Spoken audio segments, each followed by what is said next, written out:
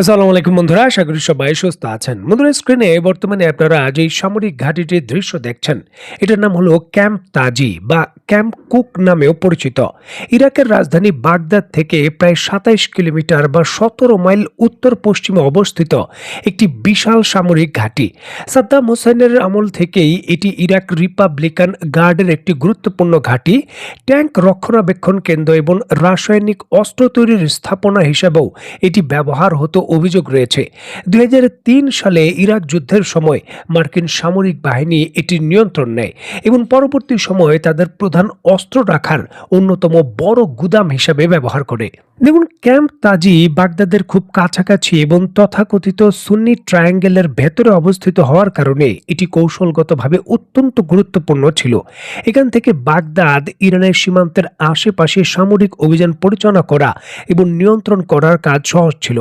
২০২০ সালের দিকে যখন যুক্তরাষ্ট্র তার সামরিক বাহিনী এই কেন্দ্র থেকে প্রত্যাহার করে ইরাকের হাতে এই কেন্দ্রটি হস্তান্তর করে, তখন প্রায় ৩৪৭ মিলিয়ন মার্কিন ডলার সমপরিমাণের সামরিক সরঞ্জাম এবং বিভিন্ন ধরনের গোলাবারুদ সরাসরি এই কেন্দ্রেই হস্তান্তর করা হয়। যদিও আনুষ্ঠানিকভাবে যুক্তরাষ্ট্রের সামরিক কোনো উপস্থিতি এখানে আপাতত নেই, তবে যুক্তরাষ্ট্রের বিভিন্ন ধরনের লজিস্টিক সাপোর্ট এবং গোয়েন্দা সংস্থার উপস্থিতির বিষয়গুলো বারবারই অভিযোগে এসেছে। বিশেষ করে এই ইরাকের অভ্যন্তরে বিভিন্ন ধরনের ইরান সমর্থিত যে মিলিশিয়া বাহিনী রয়েছে, বিশেষ করে পিএমএফ বা পপুলার ফ্রন্ট, তার উপর হামলার বিষয় অন্যতম প্রধান কেন্দ্র হিসেবে ব্যবহৃত হয়েছে অভিযোগ রয়েছে। এছাড়াও ইরানের অভ্যন্তরে যে কোনো ধরনের বিদ্রোহ বা যে কোনো ধরনের যে বিভিন্ন গোয়েন্দা সংস্থাদের অস্ত্র প্রেরণ করা হয়, সেটি এই গুদাম থেকে অনেক সময় সরবরাহ করা হয় এমন অভিযোগও করে থাকে ইরান, যার জন্য দীর্ঘ সময় ধরেই এই অস্ত্রের গুদামটি ইরানের অন্যতম বড় টার্গেটে ছিল। যাই হোক, স্ক্রিনে নিশ্চয়ই আপনারা দেখতে পাচ্ছেন গতকালকে হঠাৎ করেই এই অস্ত্রের গুদামে বড় ধরনের বিস্ফোরণের ঘটনা ঘটেছে। একের পর এক বিস্ফোরণ, মানে প্রথম বিস্ফোরণের পর যেহেতু অস্ত্রের গুদাম ছিল, অন্যান্য যেই সকল ওয়্যার হাউস ছিল সেখানেও সরাসরি বড় বিস্ফোরণের ঘটনা ঘটে, যার পরপরই ওই এলাকা থেকে সৈন্য অনেকটাই সরিয়ে নিতে বাধ্য হয় ইরাকের বাহিনী। স্ক্রিনে নিশ্চয়ই আপনারা দেখতে পাচ্ছেন এই ঘটনাকে কেন্দ্র করে মধ্যপ্রাচ্যের বড় সংবাদ মাধ্যম আল আরাবিয়া সহ অন্যান্য সংবাদ মাধ্যম খুবই গুরুত্ব সহকারে খবর প্রকাশ করেছে। এখানে দুই ধরনের স্টেটমেন্ট রয়েছে। প্রথম স্টেটমেন্টে বলা হচ্ছে যে ইরাকের এই গুরুত্বপূর্ণ যে ওয়্যার হাউস রয়েছে অস্ত্রের, সেখানে ইরানের ড্রোন এসে হিট করেছে, সেটি ইরানও করতে পারে বা তার প্রক্সিও করতে পারে। আর দ্বিতীয় স্টেটমেন্টে ইরাকের কর্তৃপক্ষ দাবি করছে যে কোনো ধরনের হামলার ঘটনা ঘটেনি, মূলত ইরাকের ভেতর প্রচন্ড পরিমাণের গরম পড়েছিল ৫০ ডিগ্রি সেলসিয়াসের মতো, যার কারণে এর ভেতরে রাখা যে অস্ত্রগুলো রয়েছে ওভারহিটে বিস্ফোরণ হয়েছে এবং এই পরিমাণ ক্ষয়ক্ষতি হয়েছে। এবং দেখুন, সামরিক বিশেষজ্ঞরা বলছেন যে এই ধরনের একটি বড় ক্যাম্প যেখানে এত বিশাল পরিমাণের অস্ত্র এবং বিভিন্ন ধরনের গোলাবারুদ রাখা হয়, সেটি সাধারণ সেফটিতে রাখার কোনো ধরনের সম্ভাবনা নেই। বিভিন্ন ধরনের শীতাতাপ নিয়ন্ত্রিত ফ্যাসিলিটির ভেতরই এই ধরনের গোলাবারুদ রাখা হয়, যেখানে ওভারহিটের কারণে এই ধরনের দুর্ঘটনার বিষয়গুলো খুবই নজিরবিহীন, তাও আবার এত বড় মাত্রায়, যেখানে এই ধরনের ক্ষয়ক্ষতি স্ট্র্যাটেজিকভাবে ইরানকে লাভবান করবে।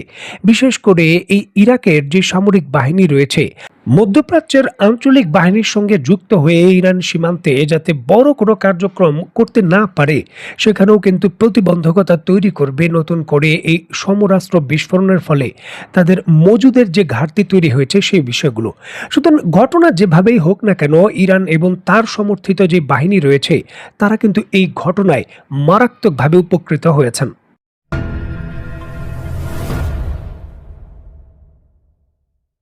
একদিকে ইরাকের গুরুত্বপূর্ণ স্থাপনায় যখন এই ধরনের বড় ঘটনা ঘটেছে, ঠিক এমতো অবস্থায় কাতারের বিরুদ্ধে বড় পদক্ষেপ নিতে চান ইসরায়েলের সাবেক প্রধানমন্ত্রী নাফতালি বেনেট।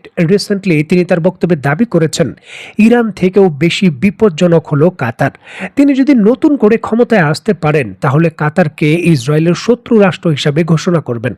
প্রশ্ন হলো যে এই কাতারের কাছে ইরানের মতো শক্তিশালী মিসাইল নেই, শক্তিশালী অস্ত্র নেই, এবং তারা সকল অস্ত্র আমদানি করা বা ব্যবহার করার ক্ষেত্রে যুক্তরাষ্ট্রের উপর নির্ভরশীল। তাহলে ইরান থেকে কি করে বেশি বিপজ্জনক এই কাতারকে মনে করছে ইসরায়েল? চলুন টেকনিক্যাল বিষয়গুলো বুঝতে চেষ্টা করি। দেখুন, ইরান প্রকাশ্যে ইসরায়েলকে ধ্বংস করার ঘোষণা দেয়, ফলে ইসরায়েল ইরানের মিসাইল, ড্রোন বা পারমাণবিক হুমকি মোকাবেলায় নির্দিষ্ট সামরিক কৌশল যেমন আয়রন ডোম, অ্যারো মিসাইল সিস্টেম বা আগাম গোয়েন্দা নজরদারি সাজিয়ে রাখতে পারে। তবে কাতারের ক্ষেত্রে এমন নয়। কাতার নিজেদের আন্তর্জাতিক মধ্যস্থতাকারী দেশ হিসাবে উপস্থাপন করে এবং পশ্চিমা দেশগুলোর সঙ্গে সম্পর্ক ভালো বজায় রাখে। একই সঙ্গে তারা ইসরায়েল বিরোধী সশস্ত্র গোষ্ঠীগুলোকে আর্থিক এবং কূটনীতিক আশ্রয় দেয়। এই ছদ্মবেশী অবস্থানের কারণে কাতারকে সরাসরি সামরিক লক্ষ্যবস্তু বানানো ইসরায়েলের জন্য অত্যন্ত কঠিন। সামরিক দিক থেকে কাতারকে আক্রমণ বা সরাসরি মোকাবেলা করা ইসরায়েলের জন্য প্রায় অসম্ভব, কারণ কাতারে যুক্তরাষ্ট্রের মধ্যপ্রাচ্যের সবথেকে বড় সামরিক ঘাঁটি আল উদেদ বিমান ঘাঁটি অবস্থিত। যুক্তরাষ্ট্রের এই কূটনীতিক ও সামরিক সুরক্ষার কারণে কাতার এক ধরনের যে ইমিউনিটি লাভ করে, যা ইরান পায় না। ফলে ইরানের বিরুদ্ধে সরাসরি সামরিক অপারেশন চালাতে পারলেও কাতারের বিরুদ্ধে তা করার সুযোগ থাকে না। সামরিক কৌশলবিদদের মতে আধুনিক যুদ্ধ কেবল অস্ত্র দিয়েই হয় না, জনমত ও তথ্যের লড়াইও যুদ্ধের অংশ। কাতারের রাষ্ট্রীয় সংবাদ মাধ্যম আল জাজিরাকে ইসরায়েল একটি শক্তিশালী প্রচারণামূলক সামরিক হাতিয়ার হিসাবে দেখে। বেনেটের মতে এই গণমাধ্যম বিশ্বব্যাপী, বিশেষ করে পশ্চিমা বিশ্বে ইসরায়েল বিরোধী জনমত তৈরি করতে, ইসরায়েলের সামরিক অভিযান ও রাজনৈতিক কূটনীতিকভাবে কোণঠাসা করে ফেলতে বড় ভূমিকা পালন করে। ইউরোপ একসময় রাশিয়ার কাছ থেকে বিপুল পরিমাণের এলএনজি আমদানি করত, প্রাকৃতিক গ্যাস আমদানি করত, মোট আমদানির প্রায় 27% কাছাকাছি। তবে বর্তমানে ইউক্রেনের যুদ্ধের কারণে সেটা অনেকাংশে শিফট হয়ে এই কাতারের উপর চলে এসেছে। ইউরোপের বড় বড় দেশগুলো কাতারের এলএনজি আমদানির উপর অনেকটাই বর্তমানে নির্ভরশীল, যেটি কূটনীতিক হাতিয়ার হিসাবে বা দর কষাকষির ক্ষেত্রে কাতারের অবস্থান আরও জোরদার করেছে।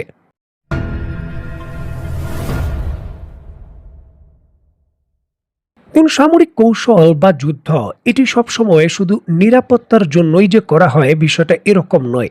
রাজনৈতিক জনপ্রিয়তা বৃদ্ধি বা নির্বাচনের যে তৈরি রয়েছে তা পাড়ি দেওয়ার জন্য এই কৌশল অনেক সময় ব্যবহার করা হয়।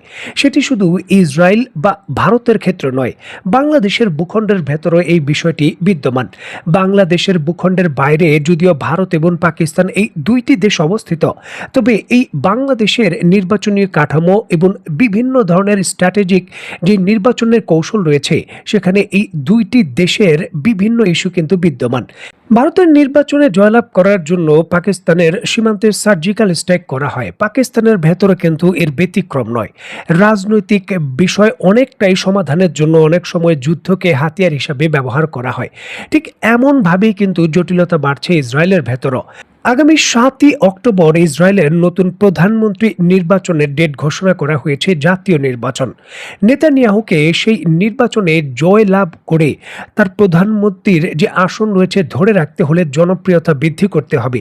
যে জনপ্রিয়তা অনেকটাই এখন তলানিতে। ভূরাজনৈতিক বিশেষজ্ঞরা বলছেন আগামী 7ই অক্টোবরের নির্বাচনে যদি নেতানিয়াহু ভালো পারফরমেন্স করতে চান, তাহলে ইরানের বিরুদ্ধে যে কোনো সামরিক অভিযানে এমন পারফরমেন্স বা এমন একটি ন্যারেটিভ তৈরি করতে হবে যেখানে তিনি নিজেকে জয়ী হিসাবে উপস্থাপিত করতে পারেন বা জয়ী ঘোষণা করতে পারেন।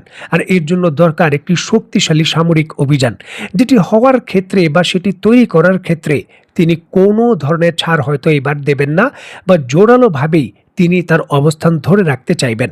আর এখান থেকেই মনে করা হচ্ছে যে আগামী কিছু সময়ের মধ্যেই এই ইরান এবং মধ্যপ্রাচ্যের যে সামরিক যুদ্ধ পরিস্থিতি রয়েছে তার তীব্রতা আরও বাড়তে পারে। দেখার বিষয় আসলে কি হয়। তো বন্ধুরা, আজকের মতো বিদায়, নতুন কোনো ভিডিও নিয়ে আবার দেখা হবে। সেই পর্যন্ত সবাই ভালো থাকবেন, সুস্থ থাকবেন এবং বাংলাদেশকে ভালোবাসবেন। আল্লাহ হাফেজ।